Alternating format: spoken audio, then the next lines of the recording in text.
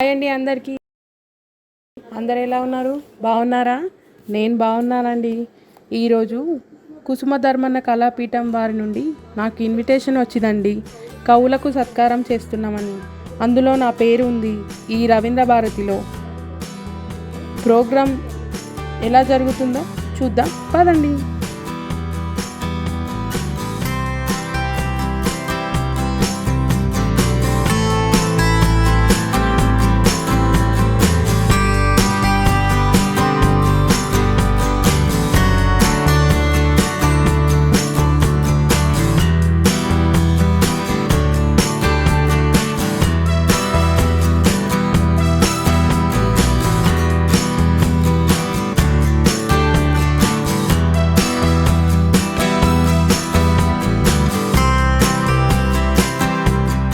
కుసుమ ధర్మన్న కళాపీఠం వారి తెలంగాణ భాషా సాంస్కృతిక శాఖ సంయుక్త ఆధ్వర్యంలో కుసుమ ధర్మన్న గారి జయంతి సందర్భంగా జాతీయ జీవన సాఫల్య పురస్కారాలు అందిస్తున్నారు.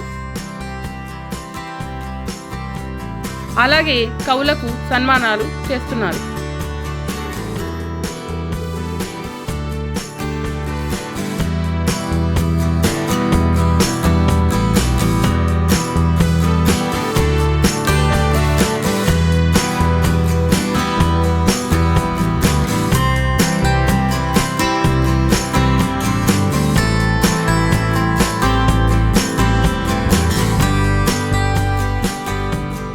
ఇక్కడ కవులు రాసిన పుస్తకాలు ఉన్నాయి చూడండి. విశ్వనాథ సత్యనారాయణ గారు, మన డాక్టర్ సి నారాయణ గారు విశ్వంబర పుస్తకం చూడండి. చాలా పుస్తకాలు ఉన్నాయి. ఈ స్క్రీన్ పైన ఉన్నాయి చూడండి. ఈ చిత్రాలు చూడండి ఎంత బాగా గీశారో, అద్భుతంగా ఉన్నాయి కదా. లోపలికి వెళ్దాం. ఇంకా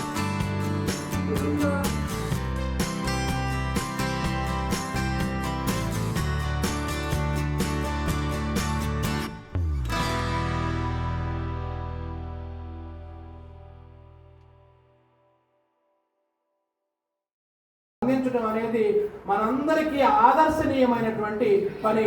ఈ సందర్భంగా మనం రాధాకృష్ణ గారిని మనం ఈ సందర్భంగా అభినందిద్దాం. బుద్ధుడు ఎవరు అనలేని ఒక మాట అన్నాడు స్త్రీ గురించి. ప్రపంచంలో ఎవరు అనలా.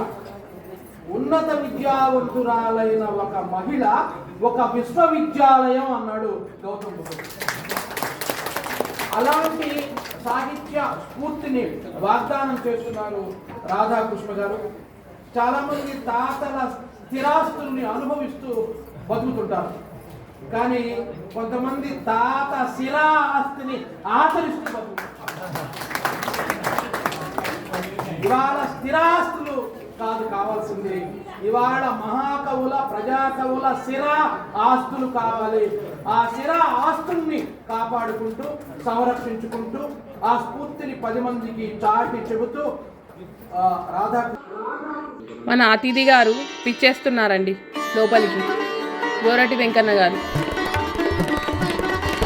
మన ముఖ్య అతిథి.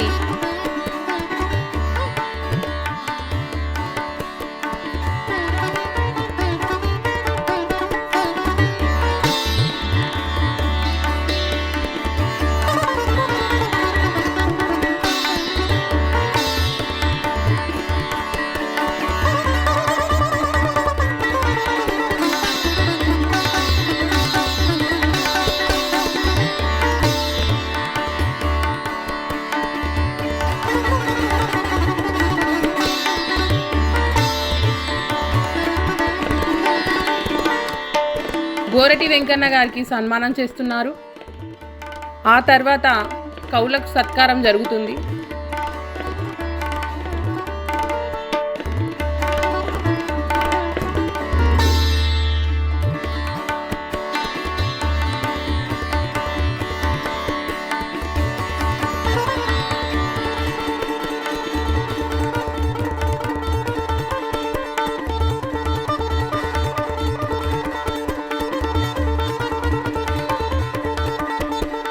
ఇప్పుడు ఇప్పుడు నాకు సన్మానం చేస్తున్నారు చూడండి. ఇప్పుడు నాకు సన్మానం చేస్తున్నారు చూడండి.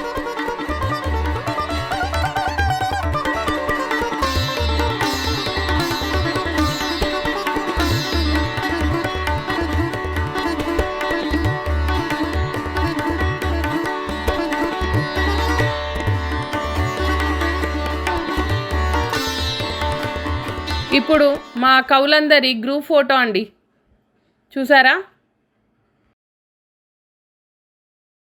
కార్యక్రమం అయిపోయింది కాబట్టి ఇంటికి వెళ్ళిపోతున్నాను.